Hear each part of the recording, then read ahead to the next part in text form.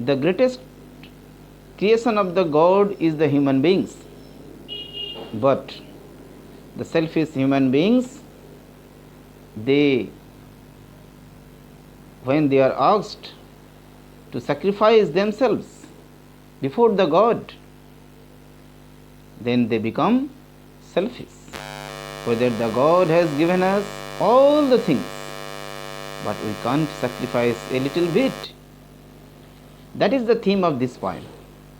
Okay, now let's start the poem, and I hope that children who are watching my video and listening, they must understand the theme of the poem. Okay, and after all, I will provide you the question answers part in the description box, and extra questions and MCQ and other things. Okay, now let's start the poem. ये poem बहुत ही अच्छा है. अब हम लोग शुरू करते हैं इस पोएम को. ए legend of the Northland. Away, away in the northland, where the hours of the day are few and the nights are so long in winter that they can't sleep them through. जैसे कि मैंने आप लोगों को बताया, बहुत दूर में, नॉर्थलैंड में, आप उत्तरी ध्रुव को कह सकते हो, आर्टिक रीजन को कह सकते हो, जहाँ पर आप तो जानते हो, सोशल स्टडी में पढ़े हो, that is they are the people are called the Eskimos and they live in igloos. तो ऐसा ही नॉर्थलैंड की एक कहानी है.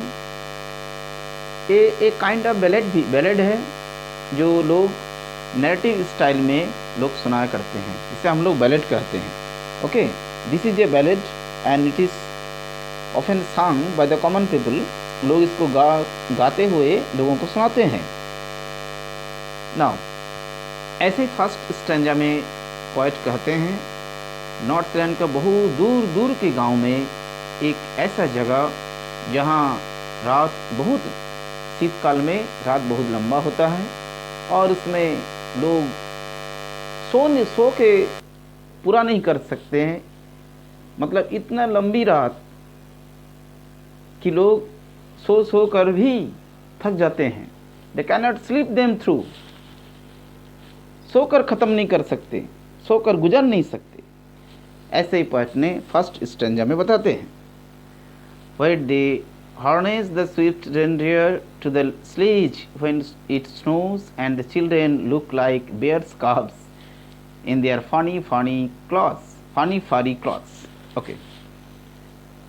पोएट कहते हैं ऐसी जगह पर लोग स्लेज, जैसे वहाँ के जो हस्की डॉग्स, रेनडियर, ये सब उस स्लेज को खींच के ले जाते हैं. बर्फ़ से क्योंकि ढका हुआ रहता है, टोटल कंप्लीट एरिया पूरा स्नो से भरा हुआ रहता है, तो लोग स्लेज का इस्तेमाल करते हैं गाड़ियों को खींचने के लिए.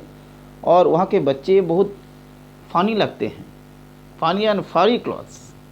ऐसे ही रुआदार कपड़ा पहनते हैं और इन लोगों को बेयर कब्स की तरह, वाइट बेयर कब्स की तरह दिखने को लगता है.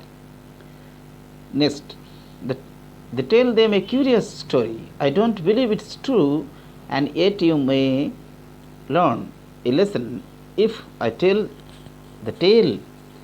Children, you see here, there are the two words, that is the homophone. इस चैनल में मैंने होमोफोन पर भी एक वीडियो बनाया, आप देख सकते हो, ताकि आपको मीनिंग क्लियर हो जाएगा. जैसे कि आपको लिखा हुआ है tell and tell. Tell means कहना और एक टेल मीन्स कहानी. ओके, तो ऐसे ही पोएट कहते हैं ये बहुत ही क्यूरियस स्टोरी है. बहुत हम लोगों को सुनने बहुत विचित्र लगता होगा.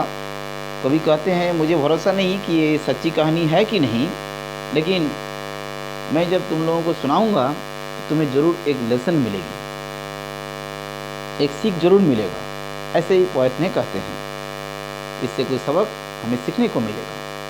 Once when the good Saint Peter lived in the world below and walked about preaching just as he did, you know. Same thing मैंने अभी बताया इस पोएम को पढ़ाते हुए उस पोएम को भी मुझे याद आ रहा है, जो इस चैनल में मैंने अपलोड कर चुका हूँ बहुत पहले। I had gone for begging from door to door. उस पोएम को ज़रूर सुनना, आप सुनोगे तो उस पोएम से इस पोएम का बहुत ही अच्छा एक रिलेटिविटी है, एक ऐसा रिलेशन है, दोनों थीम एक जैसा लगता है, और उसको सुनोगे तो इस पोएम को भी और अच्छा से क्लियर हो जाएगा। भगवान क्या चाहते हैं ह्यूमन बीइंग से। नाउ स्टूडेंट्स, सेंट पीटर ऐसे ही एक कैरेक्टर है, क्योंकि saint Peter was the messenger of the Jesus Christ, okay, and he moved one place to another to spread the Christianity, okay, धर्म का प्रचार करते थे, क्रिश्चियनिटी का प्रचार करते थे, और सेंट पीटर संसार में घूमते थे, एक जगह से दूसरा जगह घूम घूम कर धर्म को उपदेश को दिया करते थे। ऐसे ही घूम रहे थे और he came to the door of a cottage in traveling round the earth। इस पृथ्वी पर घूमते घूमते उन्होंने एक छोटी सी झोपड़ी के सामने में, कॉटेज के सामने में, एक कुटीर के सामने आए। पर little woman was making cakes and baking them on the hearth। और वहाँ उन्होंने देखा एक वुमन अपना ओवन में, अपना हार्थ में एक आप कह सकते हो ये बन्स कह सकते हो, केक्स कह सकते हो, अब रोटी कह सकते हो, मतलब कोई फूड बना रहे थे, केक्स बना रहे थे। इस जगह में केक्स कहा गया है, तो बना रहे थे। And baking them on the hearth, okay, and being faint with the fasting, okay, for the day was almost done. दिन अंत होने जा रहा था। वो सेंट पीटर बेहोश हो जा रहे थे भूख के चलते, भूख के मारे उन्हें बेहोशी हालत में उनको स्थिति हो गया था। He asked her from her store of cakes to give him a single one। और ऐसे ही सेंट पीटर ने कहा ये उन्हें केवल एक, ओनली सिंगल वन, एक ही रोटी मुझे दे दो, एक ही केक मुझे दे दो, ताकि मैं उसे खाकर इस बेहोशी हालत से उभर पाऊँ। Okay, after that you see that what we are, what the human beings, what is the character of the human beings. Now you see that. So she made a very little cake, but as it baking lay, she looked at it and thought it seemed too large to give away। क्योंकि आपको पहले मैंने बताया that woman was very selfish, just the character of the human being। She is the representative character of the all human beings। That woman made a very little cake, but as it baking lay, she looked it at it, thought seemed too large to give away। बनाते समय उस महिला ने पाया कि वो cake इतना बड़े हो जा रहा है, इतना बड़े हो जा रहे हैं, उसको देने उनकी हिम्मत नहीं हुआ। उनका दिल कहा कि इतना बड़ा केक मैं कैसे दे दूंगी। Too large to give away, ये तो बहुत बड़ा है, नहीं, ये नहीं, इतना बड़ा नहीं दिया जा सकता। After that therefore she needed, that is needed, फिर से आटा को गूंथना शुरू किया। And still a smaller one, and it looked when it turn it over as large as the first had done. फिर से जब उन्होंने बनाना शुरू की, तब उस वुमन ने पाया कि वो केक और बड़ा हो गया। नहीं, इतना बड़ा तो दिया नहीं जा सकता है। अरे देने के लिए तो कोई छोटा चीज़ चाहिए, ये तो उससे ही बड़ा हो गया। That is the thing student. Then she took a tiny scrap of डॉ, एक थोड़ा सा आटा का एक टुकड़ा ली, एंड रोल्ड एंड फ्लैट, और इतना फ्लैट कर दी, उसको बेलते बेलते इतना छोटा पड़ गया ताकि वो जो पापड़ बन गया, और उसे दे ना सका। अब इतना छोटा वो कैसे देती? व्हाट शी सेड, क्योंकि वो बताई, ये देखिए, my cakes that seem too small when I eat that of them myself are yet too large to give away. ये केक मेरा बनाते समय में इतना छोटा हो जा रहा है जो मैं तो खा ली, ये तो मेरे लिए ठीक था, और इतना बड़ा हो जा रहा था आपको मैं दे ना सकी। So she put them on the shelf, रख लिया।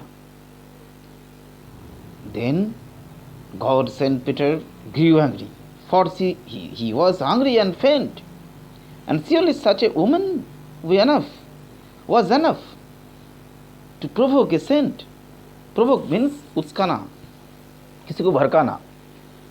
सेंट पीटर बहुत गुस्सा में आ गए, भूख के मारे वो बेहोश हो रहे थे, और ये वुमन, इतना तो एक संत आदमी को भी उस्काने के लिए काफ़ी है।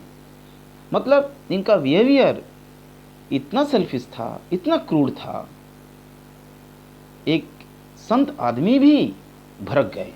ये पोएट के कहने के मतलब है।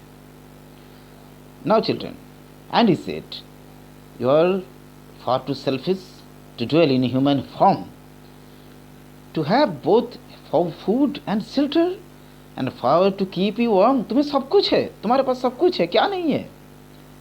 तुम्हारे पास घर है रहने के लिए, शेल्टर के लिए। इस ठंडी रात में जहाँ पर शीत के समय इतना लंबी होती है, रात इतना लंबी होती है, इस ठंड में तुम्हारा घर में गर्मी है, तुम्हारे पास फूड है, तुम इस ह्यूमन फॉर्म में रहने के लायक नहीं हो। ऐसे selfish. Now you shall build as the birds do, and shall get your scanty food. Scanty food means little food. By boring and boring and boring all day in the hard dry wood.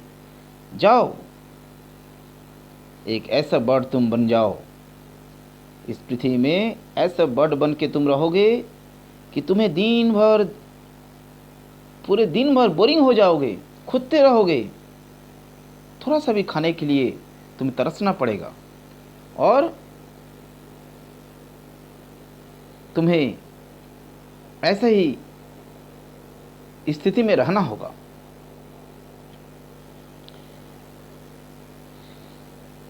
Then off she went through the chimney, never speaking a word, and out of the top flew a woodpecker, for she was changed to a bird.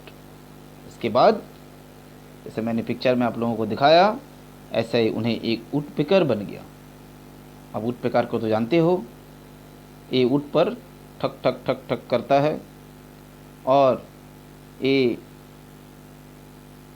दिन भर अपना लकड़ी से ही ऐसे ही छेद करता है। पेड़ का जो बर्क होता है, छाल होता है, उसे कट कट कर अपना खाना खोजता है, और ऐसे उन्हें बना दिया गया जिनका आवाज़ नहीं होगा, जिनका गाना नहीं होगा, जिनका आवाज़ कोई सुनना नहीं चाहेगा।